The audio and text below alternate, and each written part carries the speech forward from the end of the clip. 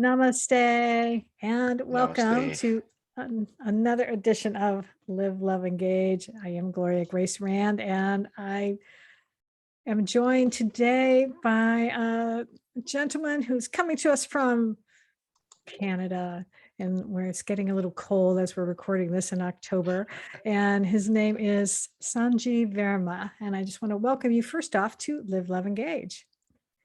Thank you so much, Gloria, for having me on your show here. Very appreciative of that. And you're doing a great work of through live, love, and engage. It's a good message. Wonderful. Appreciate that. Thank Yes. Yeah. you. Well, I appreciate that. And so let me share with our listeners and viewers on YouTube just what it is that you do in the world and why I thought you'd be a good guest today. So, Sanjeev is a well being and karma coach and the founder and creator of the ANANTA app, which is a smartphone app that allows individuals to meditate to sounds tailored to their purposes and goals. And we're going to talk about that in a little bit. But he sort of the reason I think behind this, some of which I know he'll probably explain as well, is Sanjeev has been, awakening into the secrets of cosmic oneness, and that brought him to a new understanding of our connection with celestial bodies and sound vibrations in the universe. And now he's been helping people understand how planets, stars, and other elements of the universe are part of the matrix of our own karma and impact our destinies. And I'll probably just leave it at that, and that way we'll have more to talk about. So, explain for those of our listeners and subscribers and viewers. I know people have probably heard the term karma a lot, or a lot of people have, but they maybe don't quite necessarily. They may have an idea of what it is, but what is your definition of karma, and how why is it important in our lives? Yeah. So essentially, the laws of karma are more like whatever your intentions are and whatever your actions are and whatever energy you give it to an action. So to define it, I have kind of created my own definition around it, that when you have an intention in motion through an action and you give it an energy very targeted towards a goal, it's a complete karma. And what it really means is it's going to have its consequences. It's going to have its positive and negative aspects. Depends on your intention. Hmm. So intention is really the key to what you're going to send out there. And then it's going to have a reaction, action, action, reaction, And so that's one kind of way of seeing karma. But then there is another type of karma, like it rises, something rises in the nature of your being, and then you react to it. And then there is an action to that reaction. So just to give you an example, like your body needs food, okay? And is the nature of the body to get hungry. And then this hunger has to be fulfilled, and you're going to react to hunger. So your reaction to that is going to put you into action mode.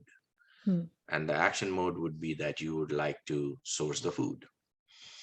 And how you're going to source it essentially depends on your nature, that Hmm. you are going to source it through right avenues, or you're going to source that through wrong avenues.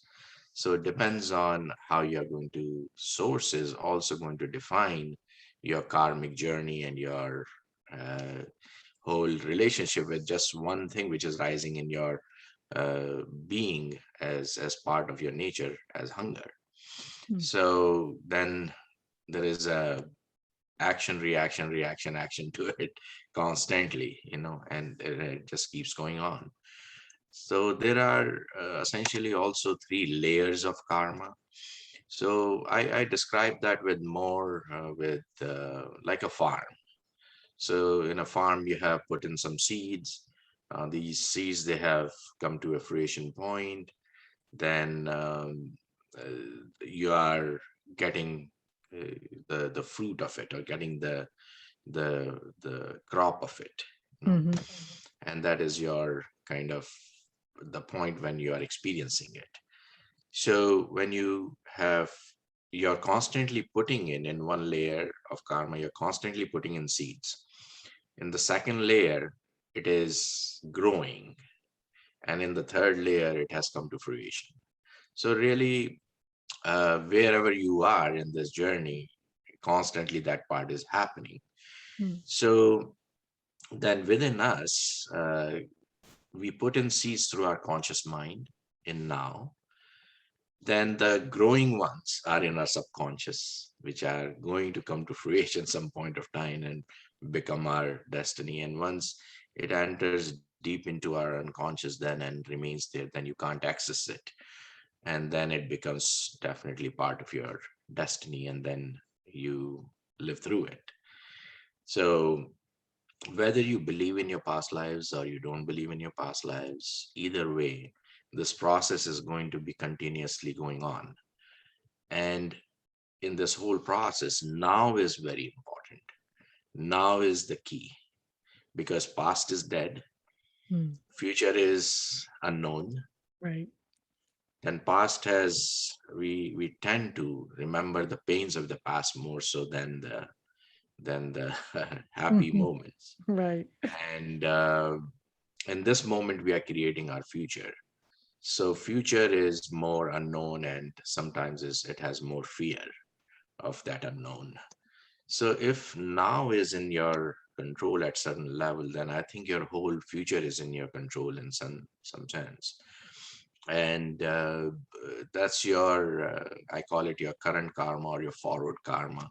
So if you are connected with the now and connected with your uh, thoughts now, your intentions now, your actions, your reactions, everything, then the chances of you creating a brighter future are pretty good. So this is how sort of karma is, in the best possible, shortest way I can explain. You Well, know? Though there is so much to it that it would take probably a few days to talk about it. You know? well, I appreciate you sharing that. And yeah, and I'm sure there is a lot more to it. You describe yourself as being a karma coach. So how do you coach someone around their karma? What does that look like? Yeah, so typically, I mean, when somebody is in touch with me for those reasons, which are not very happy reasons in their lives, or they are not coming to terms with the situations or circumstances, Mm, then they would like to know where it is coming from, mm, why me, you know, mm, and what we can do about it. So there are some things we can tweak, shift, edit, change. Some things are beyond our control. So we surrender to time, space, or universe, or the higher consciousness or energy. Um, so when they come to me, I always tell them that don't go in your past first. mm, Past is dead. You're creating your future in now. So that dead thing, which we are kind of, just to give you an example, what we are just talking 2 minutes back, we mhm, will never do that same way, exactly the same way ever again in our lives. So time is like a flowing river, flowing water, in which you can take dip only once. It is shifting every single second, and it mm, will keep changing. So it can never be another same moment. And that's why we are constantly aging also in the physical body, and we are maturing in the mental body. And whether we call it getting older or whatever, but something is constantly changing. You can't take that dip again. So essentially, don't go into your past, because from the past, if you go to the a painful memory of the past, or trauma, or painful experience, which is already dead, mhm, which should not happen again in your life, but you are going to be giving it energy now. By bringing it to now, Mm, then what you're going to do is you're going to repeat the experience mm, because you're creating your future. So drop your past completely, because the more you're going to live in the past, more you're creating the repetition of your past and future through the energy of now. Because this is the reality. This moment is the only reality. The whole universe is with you. You are with the universe. You are living. This mm, is your life here in this moment. mm, So I say, okay, so uh, the things which are beyond your control, you surrender them. I also, in my coaching, explain this to them that you are responsible for whatever is happening. mm, And you have to take that responsibility, you have to accept it, and you have to do some self inquiry. And it is great to know yourself. You are no less of a human being. And what you think you have done wrong, maybe it was meant to be, or whatever has happened to you, maybe it was meant to be. And in the process, you have balanced your karma with some other soul, with some other experience. Something has got balance, has got out of your system, but don't carry it forward.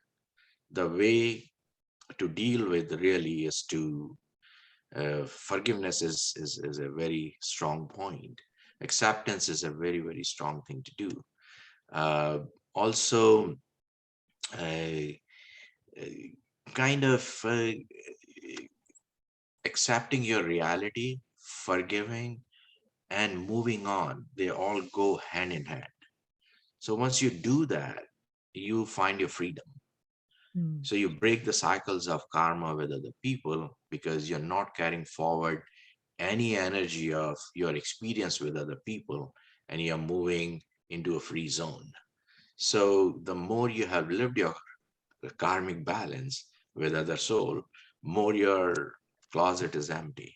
It has more space, or your farm is more ready to receive new seeds. mm, So this is an opportunity in now to put in new seeds and put in new aspect of yourself, new intentions, and move on.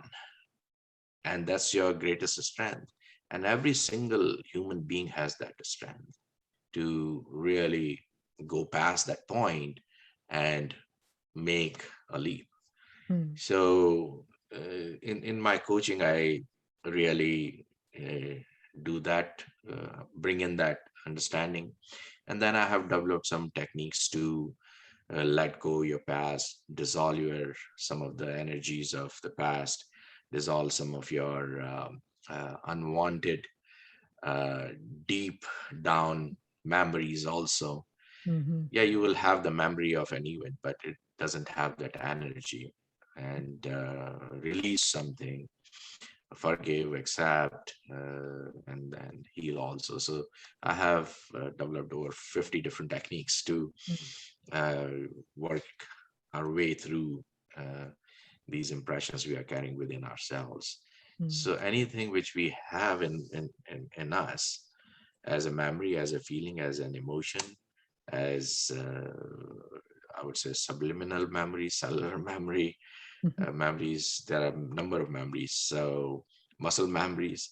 It is all karma essentially. So mm. karma is good and bad both. There is not only bad, or people say that well, karma has is catching up. Right. Yeah, it is catching up in the positive side of life also. It does. But you are the creator of that. So Yeah, take responsibility. Yeah. yeah. Do you do you find though sometimes because when you hear that it's like, okay, I'm responsible for my life. And sometimes it's like, I think we don't want to hear that. It's like so much easier to be able to like, oh, can't I just, blame somebody else for my problems? And I have to really do this. Have you found that at all in working with clients sometimes that people sort of Yeah, resist that? yeah. I mean, people they have hesitation Hmm, because somebody else is responsible. He did this to me, or she did right. this to me. Yeah. I was the victim. So either you are going to play victim And if you will continue to play victim, that means you're enjoying your misery. You're not trying to break loose out of it. So Mm. that's the point where I have to put my foot down and tell them that, this is the reality of you, that how long you will continue to play your victim. Mhm. So this victim aspect has to go. Yeah. You just cannot carry on with that. So so and people understand that when when people come to me, they are at a point where they have already tried few things and they have gone through the journey, and still that inner core has not shifted, or maybe some part has shifted. So they want to have more answers, they want to know it more, and they want to have a relief. I mean, sincerely want to have a relief. So they are in this place of more faith and surrender, that things will shift. So they trust me at that point, which I highly appreciate, and I do my best, and so far so good. Oh, that's good. Yeah, Well, sure. you were talking using the farm analogy and talking about seeds, and I know that you refer to seeds in a different way as well. You Yes, have worked with something you believe that I guess that we all have our own unique seed sound. So can yes, you tell us a little bit about what that is and why yeah, it's important to know about it? yes. So essentially, when we are born and as we enter into this world, this whole universe really imprints on us. Like we are so blank at that point, and this is the first time our five senses are literally receiving everything, and so it just imprints on us. And what it imprints and how it imprints is it imprints in some level of energy of everything. Mm, So as has been said, that we are made up of stardust, and uh, we have all the common components of what the other stars or other planets or other physical matter we have in the universe is all within us. We are born with that. We are also made up of that. So we have this common connection of this energies, which maybe has been recognized by chemistry or by physics as maybe some element or some uh, vibrational field, or mhm, you know so essentially we are not separate from the universe. We are in the oneness of it. So the whole universe is like a body. It's an organic body, it's a living body. Everything is living. There is nothing is which is really dead. you know Nothing ever dies, actually. It just mm, changes its form. right. you know. So we if we have a certain vibrational field of our own, then the law of frequencies or law of sound or vibration is that we connect with the same outside. So we are communicating here on Zoom here. So it is through some level of some similar frequencies or similar Mhm, vibrations. That's how I guess the phones, wireless phones and cordless phones and everything works. mhm, So you connect with the same frequencies. So there are zillions of frequencies out there in the universe, and but whatever is there in our solar system, in our solar periphery, we get that imbibed into us at that point of birth. So mm, there are some celestial movements taking place in the universe at that very moment. And those sounds also get imbibed into you mm, because of the movement of those into different energy zones, gets create the sound and gets into us also. So we receive everything from there. And somehow through my work and also through my studies. And I don't know exactly how it might have happened in the first time, but some sages or some researchers of that time, maybe meditators or Mhm. yogis, they figured out how these sounds really sound like, Mm. or what their vibrational Mm. coding is. Mhm. So they had put that sound into alphabets and recognized as those alphabets. So my discovery is that every human being is born with them. They are in there, but 6 to 10, mostly, I would say, they influence different aspects of our lives, Mm. different purposes. And so some of them are on a low frequency level.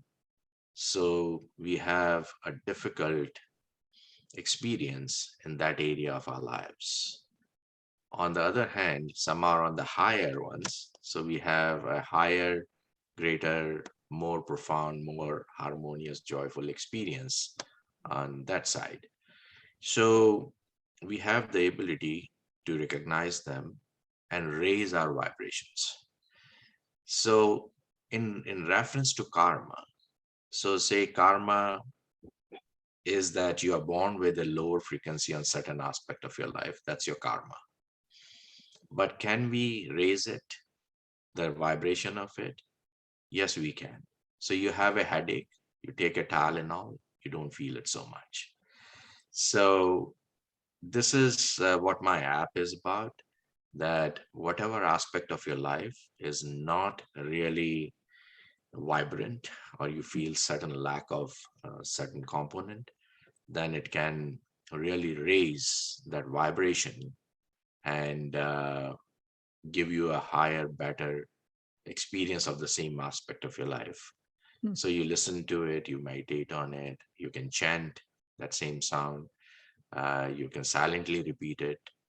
Uh, it can be your part of your meditative practice every day. So I worked with these for over 4 years, one to one with a lot of people, and found a tremendous impact of it and results. So I thought maybe I'll put it Mm. Mm. in an app and have it more accessible to most of the people. Mm. So that's where the app came in play, and that's how the vibrational field of our being works. Mm. Very cool. And I love the concept of it because it really does sound, but it sounds like it would be a powerful sound, I guess, to listen to. Um, and I think you're smart to, put it into an app because that is what, everybody's using these days. We all reach for our Exactly. Yeah. smartphones, so to and make it and my accessible. goal is to share my whatever abilities I have, my journey with maximum people I can, so that they can benefit Mm. from that, since I benefited from that, and other people around me. So definitely I Yeah. love to share. Well, very good. Yeah. Um, is there actually I've got another question for you. What are you, now that you've got this app out there and you mentioned that, you do study and things. What are you curious about right now? Right now I'm curious about consciousness. Mm. And because I know it's everything has consciousness, everything, the thing behind everything is really consciousness. And without that, there is nothing without it. So but why it is more difficult for us to experience consciousness firsthand, and so far what I have felt is that if there is something like sound, if there are no ears, then sound doesn't exist, right? Mm. If there are no eyes, there is no scenery. Mm. So something has to complement something. You know? So to have its value. So consciousness is expressing itself through us as, or this whole universe as Mm, its own expression mm, in physical form, in the matter form. So how can you seek or see something or experience it when you are actually experiencing it constantly? mm, But the missing piece is, which we desperately want to have, but I think somehow yogis unfold or have some other chakras open up beyond mm, the the five senses, and they have that to sound that ear which they can hear, you know. mm. So I think we are missing that part, uh, as everybody. We may have it, but we haven't really reached to that point of accessing it normally as through our other, you know. So I'm kind of very curious on what might be, and I think the whole scientific world is trying to figure that out, and there's some success and some misfires. Um, but if somehow we can really tap into it through some other channels, just not our own self, then I think the world would drastically shift in Mm, no time for better. mm, Um, but consciousness is very neutral. It is the same in in a so-called criminal or in a mm, saint. It's the same mhm, consciousness which has been navigated by the nature of that being. So yeah, and then also I sometimes wonder about the most expanded minds. What would that be? You know. mm, So far my understanding is that most expanded minds, when they, it's not the evolution of that expansion of mind, but it is dissolution of mind, mm, and going into a point, to a point where it becomes one with the consciousness, because the material of the mind is consciousness itself. So when it merges back into it, then it becomes that. So it's really contradicting that one hand the real expansion of mind is by dissolving it and not being, and being one with the consciousness and becoming one with the whole universe. mm, And but uh, connecting with the ego, it is so limited, and functioning through the I identity of my one self, which we think is the expansion of the mind. So really, the mind power on one hand versus mind merging into consciousness and dropping itself from its own identity. So that's something that what really excites me, that how mind itself is in the poles of opposites, and mm, that's how we see this world in opposites, and see things in black and white, or good or bad, right or wrong, you know. mhm. So yeah, so these are some of my further uh, curious seekings, you know. Yeah, Yeah, part of my it's journey and growth. Yeah. it's a lot to wrap your head around trying to be able to understand all this. And as you say, there's a lot of sort of contradictions and things. And so, yeah, it's Yeah, so these things are more for triggering someone else's interest into it, and for creating the same seeking what I have, you know. That there is, what is this guy saying? Is there something, you know? So really, seeking is the first step. So I share my thoughts and experience because it's going to trigger someone else's seeking. Mm, So everybody's going from point A to point Z, If I have covered from point A to point F safely, I can share that and say, hey, up to this point, it is great. I haven't reached to the Z point. So, but we can all walk along in that direction. Yeah. mm. So that's Very- that's my thought process around that. Yeah. Well, I Yeah. appreciate that. And